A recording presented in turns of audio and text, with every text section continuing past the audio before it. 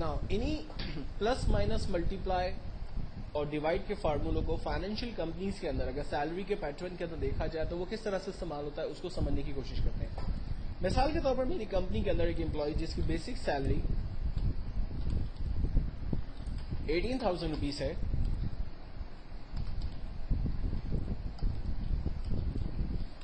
उसका medical allowance 3,000 rupees है, उसका कन्वेंस 3,500 रुपीज है, उसे हाउस रेंट 7,500 मिलता है और उसका कोला 1,050 रुपीज है, तो उसको टोटल सैलरी कितनी मिलती है। इसका आंसर जनरेट करने के लिए हम तमाम वैल्यूज को रेंज में लेते हैं, जहां हमें आंसर चाहिए वहां तक की रेंज बनाकर आउट ऑफ सम के बटन पे क्लिक करते हैं, हमारे पास उसकी सैलरी टोटल हमारे पास आ जाती है। अब उसकी सैलरी का अगर मुझे टैक्स डिडक्ट करना है लाइक 3.5% और उसका EOBI डिडक्ट हो रहा है फॉर एग्जांपल 380 रुपीज और उसके बाद मुझे मालूम करना है कि उसका टेक होम क्या बनता है, तो इसके लिए हम फार्मूला लगाते हैं लाइक टैक्स डिडक्ट करने के लिए equals to total number multiply by 3.5%।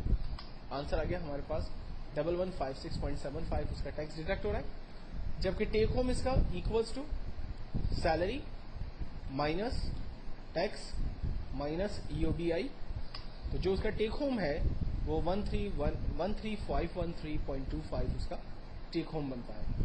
तो बेसिकली आपने देखा कि फार्मूला वही यूज हुआ प्लस का, माइनस का और परसेंटेज का, जो पहले मैंने आपको आगे सिखाया था। अब कुछ और एग्जांपल्स को यहां पर देखते हैं। फॉर एग्जांपल अगर एक कंपनी का स्टॉक का प्रोग्राम है, एक कंपनी के पास डिफरेंट आइटम डिफरेंट क्वांटिटी के अंदर मौजूद है, उसकी प्राइस मौजूद है, उसका अमाउंट हम बताना चाहते हैं। फॉर एग्जांपल कंपनी के पास कीबोर्ड है, कुछ कीबोर्ड की प्राइस 350 रुपीज है, कीबोर्ड क्वांटिटी में 5 पड़े हुए हैं और उसकी पर कीबोर्ड प्राइस 350 रुपीज है।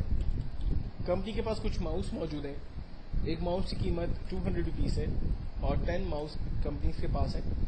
कंपनी के पास 2 LCDs है, एक LCD की कीमत 7,000 रुपए है। कंपनी के पास 4 हार्ड डिस्क है, एक हार्ड डिस्क की कीमत 4,200 रुपए है। तो कंपनी के पास एक्चुअल में कितना स्टॉक है, इसके लिए फार्मूला हमारे पास मल्टीप्लाई का यूज होगा। देखिए क्वेश्चन को देखकर ही हमें समझना होता है सबसे पहले कि फार्मूला हम कौन सा इस्तेमाल करने जा रहे हैं। जैसे मेरे पास 5 कीबोर्ड है और ईच कीबोर्ड की वैल्यू अगर 350 रुपीज है, तो मैं जब दोनों को मल्टीप्लाई कर दूंगा तो मेरे पास तमाम कीबोर्ड की फिगर आ जाएगी। और एक आंसर को जनरेट करने के बाद अगर हम इसको ड्रैग कर लेते हैं तो ऑटोमेटिकली तमाम वैल्यूज हमारे पास कैलकुलेट होकर आ जाती है। लास्ट में फाइनली मैं टोटल सम कर लेता हूं तो मुझे पता चल सकता है कि कंपनी में मेरा इस वक्त कितना पैसा इन्वॉल्व हुआ है। इसी तरह से अगर मैं फॉर एग्जांपल मेरे पास 10,000 रुपीज पाक रुपीज मौजूद है और मुझे डॉलर बाय करना है और डॉलर की कीमत फॉर एग्जांपल 85.6 रुपीज है, तो मेरे पास हाउ मेनी डॉलर्स जो है वो मैं ले सकता हूं। तो इसके लिए सिंपल फार्मूला इक्वल्स टू 10,000 को हम डिवाइड कर देते हैं 85.6 रुपीज से, आंसर आ जाएगा हमारे पास 116.82 डॉलर्स हम लोग बेसिकली बाय कर सकते हैं।